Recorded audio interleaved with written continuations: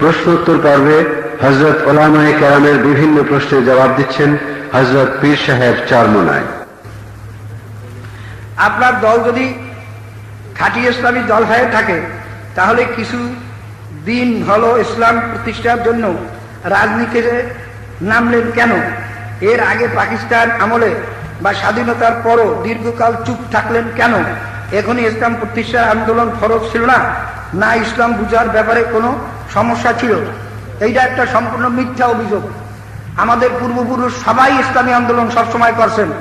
হাজী সাহেব রহমাতুল্লাহ আলাই, গঙ্গুর রহমাতুল্লাহ আলাই, কাসেম নানুতুর রহমাতুল্লাহ আলাই, মাহমুদুল হাসান রহমাতুল্লাহ, হাসান আহমদ বন্দানী রহমাতুল্লাহ আলাই, শামসুল হক ফরিদুর রহমাতুল্লাহ আলাই, আমার ওয়ালেদ সাহেব কেবলা নিজাম ইসলামের ভাইস প্রেসিডেন্ট ছিলেন, হাফিজুর রহমাতুল্লাহ আলাই, সবাই ইসলামী আন্দোলন করছিলেন।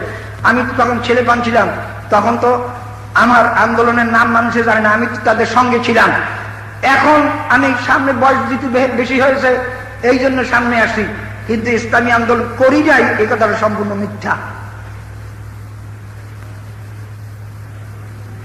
রাসূলুল্লাহ সাল্লাল্লাহু আলাইহি সাল্লাম আল্লাহর রুহানি জাত বলা যাবে কিনা, এটা তো রাজনৈতিক ব্যাপার। নেশা প্রশ্ন দিয়েছেন কেন? দূর হেরে এখন দেবেন কেন? যদি আল্লাহ পাকের যদি ওই জাতি নূর থেকে যদি হইয়া থাকে তাহলে আল্লাহ পাকের শরীরের অংশ হবে। কি বলেন? আমার ছেলে আমার শরীরের অংশ নয়? কথা বলেন না কেন? তা আল্লাহ পাকের জাতের নূর যদি রাসূলুল্লাহ সাল্লাল্লাহু আলাইহি ওয়াসাল্লাম হয়ে থাকে তাহলে আল্লাহ পাক রাসূলুল্লাহ সাল্লাল্লাহু আলাইহি ওয়াসাল্লাম এবং আল্লাহ এক হয়ে যায়। এটা জায়েজ হইবে? এটা সম্পূর্ণ শিরক হইবে। ও গোলাম আজম বলছেন আল্লাহর রুহানি সত্তা, তিনি সর্ববিষয়ের নেতা। এটা তো একটা শিরকি কথা। হ্যাঁ, হয় তো এই অধিকার পত্রিকার কাঠি আমার কাছে দিয়েছে, এটা রাজনৈতিক প্রশ্ন হিসাবেই দিয়েছে, ধর্মীয় প্রশ্ন না। এটা তো নাউজুবিল্লাহ, এটা কোনো এই জন্য তো আলেমের নেতৃত্ব ছাড়া কোনোদিন ইসলাম চলে না, প্রফেসরের নেতৃত্বে কোনোদিন ইসলাম হয় না। সর্বত্র প্রচার করা হচ্ছে গোলাম আজম সাহেব নাকি আপনার কাছে লিখেছেন যে তিনি আপনার সাথে মওদুদি সম্পর্কে আলোচনায় বসতে চেয়েছেন, কিন্তু আপনি রাজি হন না। বিষয়টির উত্তর প্রয়োজন। আমি যে তাদের সঙ্গে বসতে চাইছি পেপার পত্রিকায় দেখছেন না দেখেন নাই? কিন্তু সে যে আমার সঙ্গে বসতে চাইছে কোনো পেপার পত্রিকায় দেখছেন? কাজে তাদের যে মিথ্যা বলা একটা তাদের একটা চিরচরিত অভ্যাস, তার ভিতরে এটাও একটা প্রমাণ হইল। বাংলাদেশে যে কয়টি দল ইসলামী আন্দোলন করে এর মধ্যে কোন দলটি ইসলাম প্রতিষ্ঠার জন্য যোগ্য দল এবং বরহক, এটা বিচার হইল আপনাদের হাতে। এই বিচারটা আমার হাতে না, যেহেতু আমি একটা দলের নেতৃত্ব দেই, কাজে এটা আমার বলা আমার জন্য সম্ভব নয়।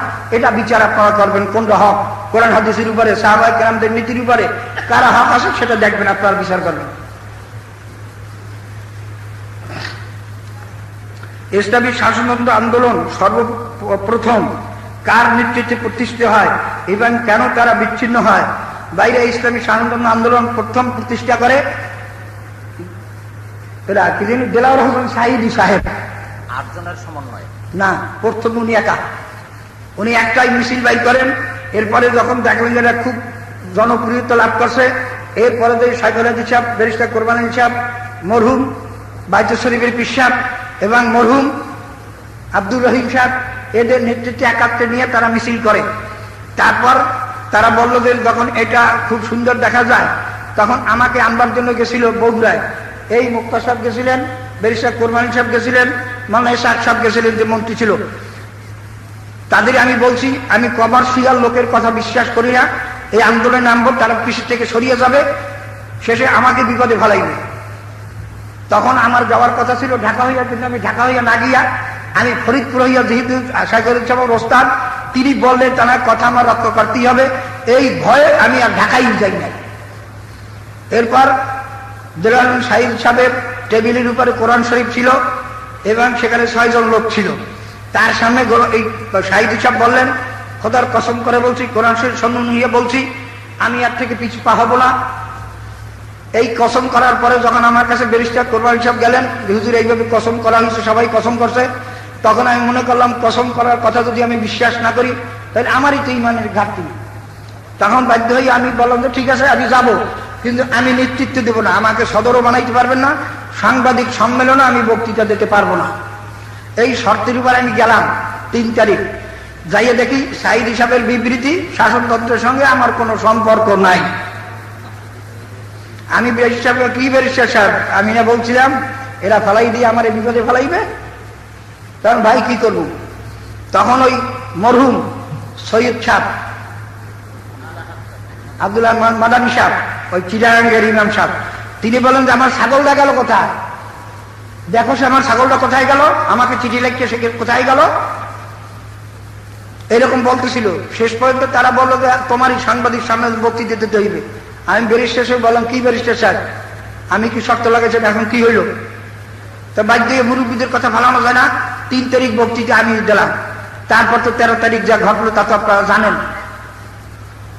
এই শাসনতন্ত্রের প্রতিষ্ঠা এবং সাইদ হিসাবের, তারপর আহাদ সাহেবের, সৈয়দ মদনী সাহেবের এবং বাইতুসার পীর সাহেবের, আমার এবং আব্দুর রহিম সাহেবের এই কজনের দস্তখত সহ রসিদ ছাপানো হয় কুপন।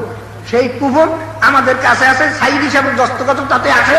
যদি কারো দেখতে মনে চায় শাসনতন্ত্র বসে যাইয়েন, দেখাই দেবেন ইনশাআল্লাহ।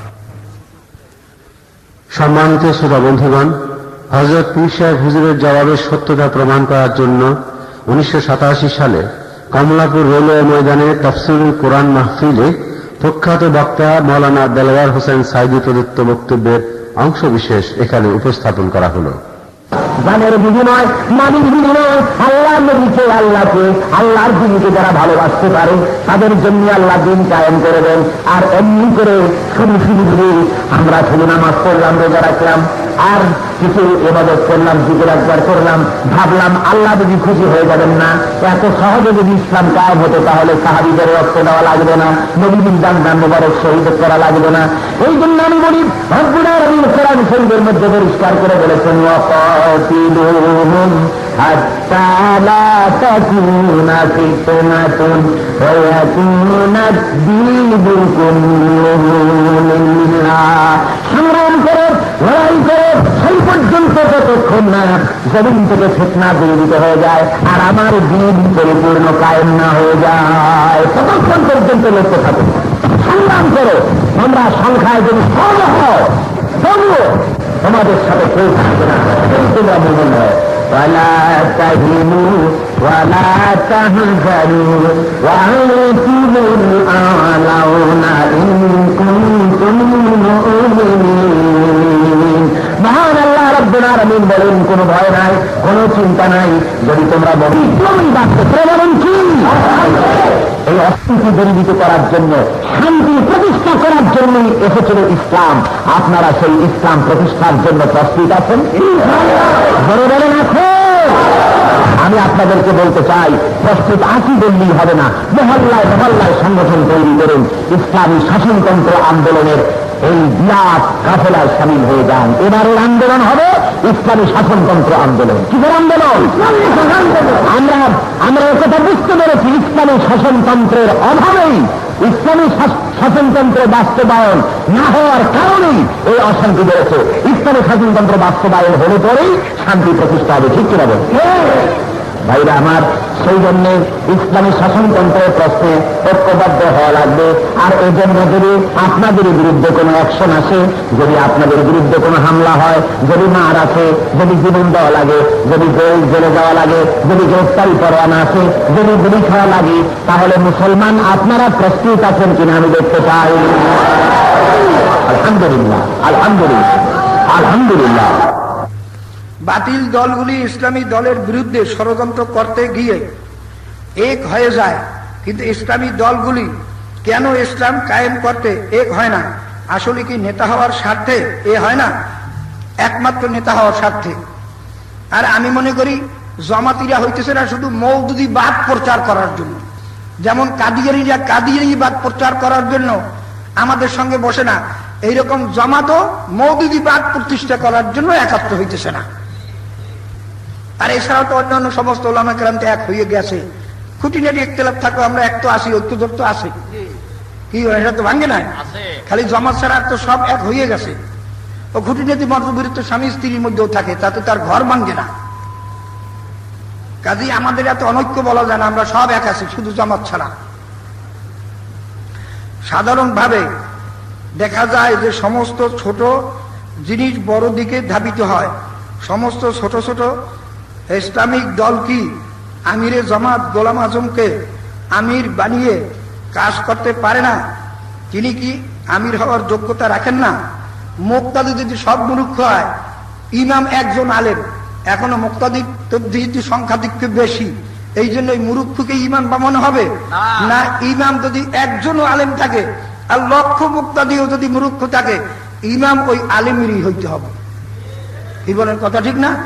তাদের সংগঠন যত বড় হোক, কিন্তু ইসলামের আমির হইতে হলে একজন হক্কানি পরহেজগার আলেম হইতে হবে। কি বলেন, কথা ঠিক নয়?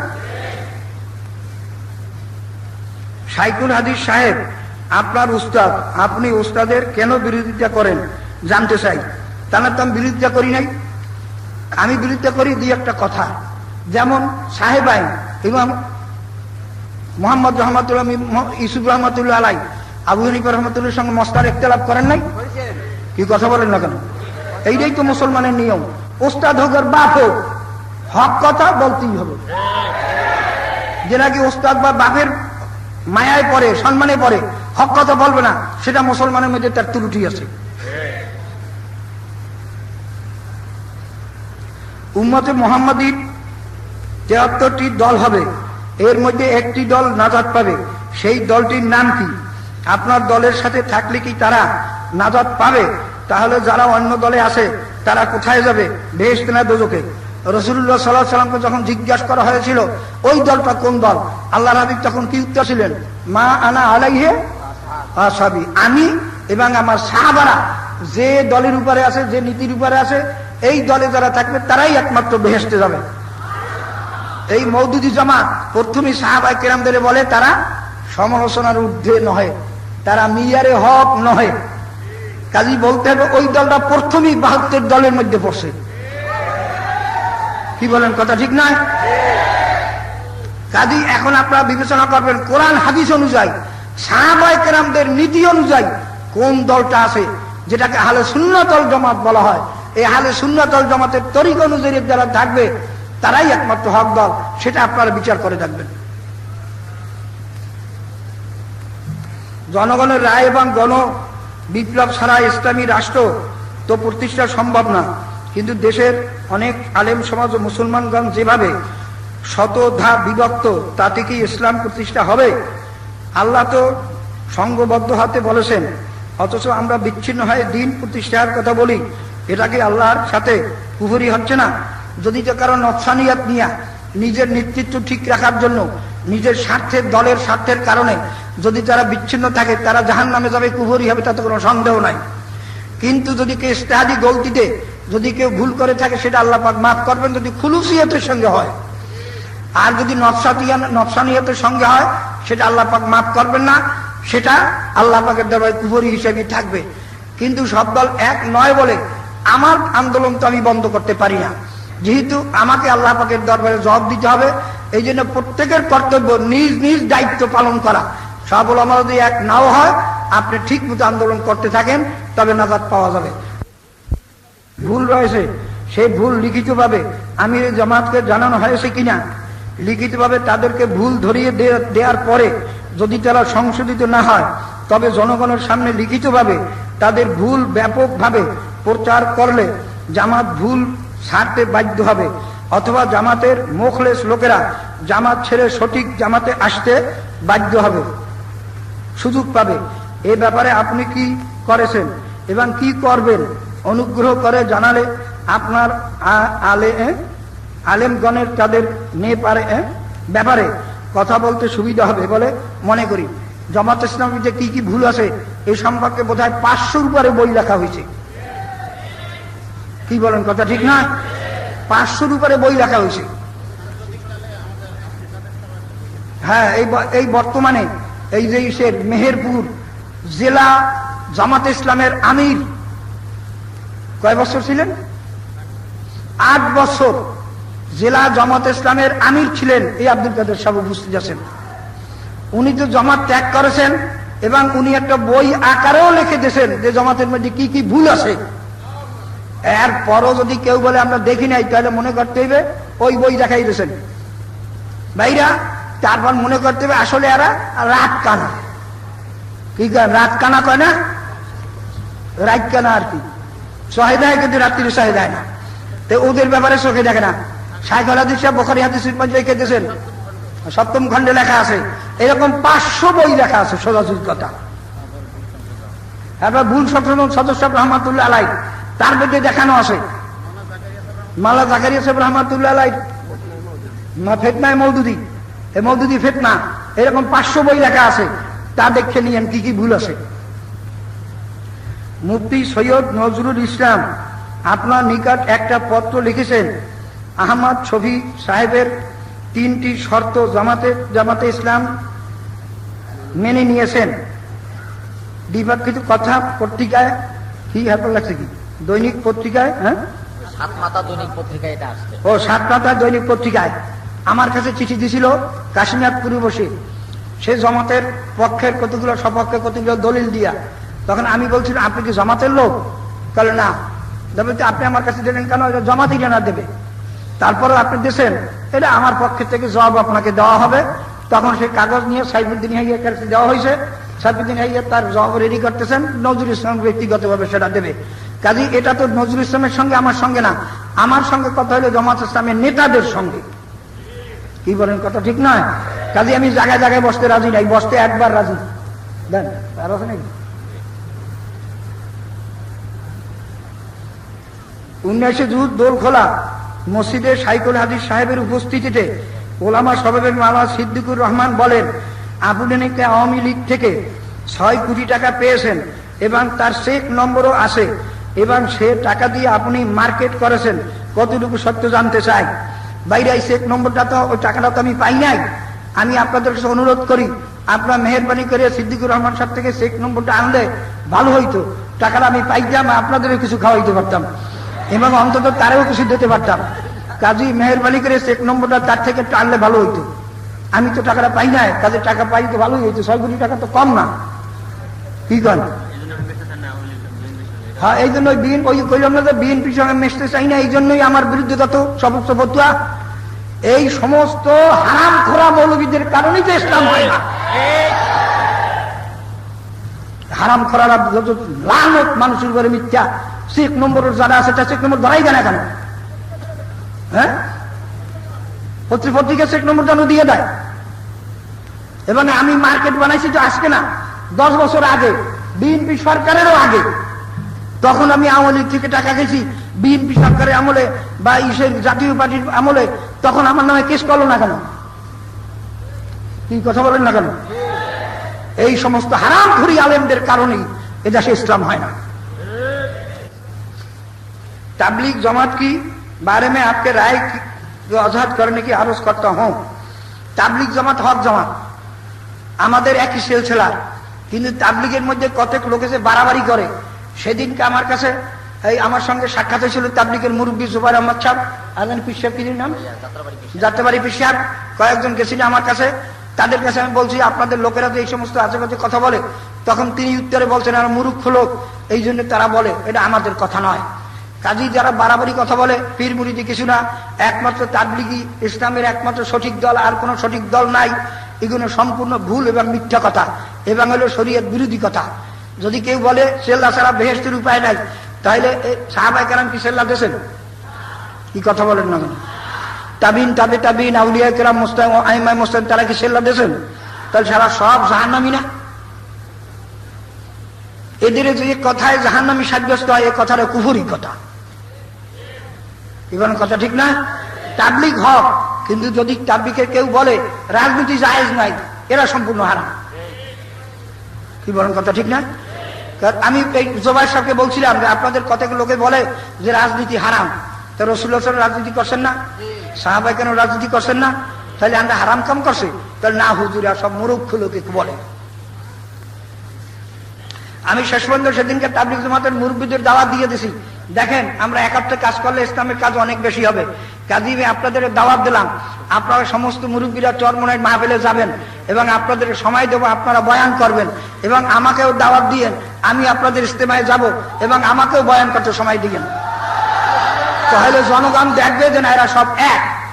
যতক্ষণ পর্যন্ত স্টেজ এইরকম আমরা বসতে না পারবো ততক্ষণ পর্যন্ত জনগণ আমাদের এক মনে করবে না। এখন দেখা যাক আমার এই প্রস্তাব কত দূর তারা কার্যকারী করে।